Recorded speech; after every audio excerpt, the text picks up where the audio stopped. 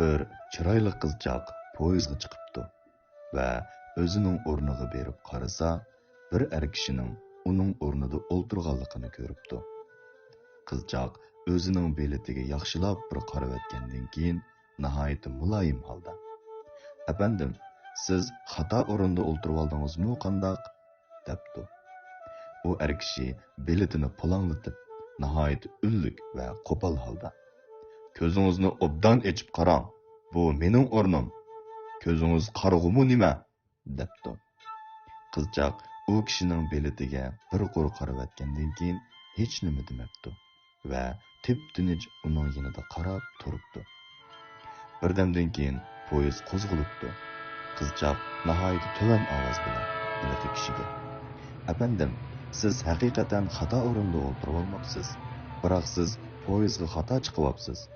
Sizning biletingiz Urumchiga boradigan bilet ekan. Biroq bu Xotanga boradigan poyezd" debdi. Bu hikoya bizga shuni eskartadiki, hadisli bir ishlarni qo'pollik bilan hal qilaman dema. Qo'pollik bilan ittiklik sizni pushaymonda qoldirib qo'ymasin. Bir jumla so'z nihoyat yaxshi aytilgan. Agar qo'pollik va yuqori ovoz bilan masalani hal qilg'ili bo'ladigan ish bo'lsa, eshak allaburun jahonga hukmron bo'lgan bo'lardi.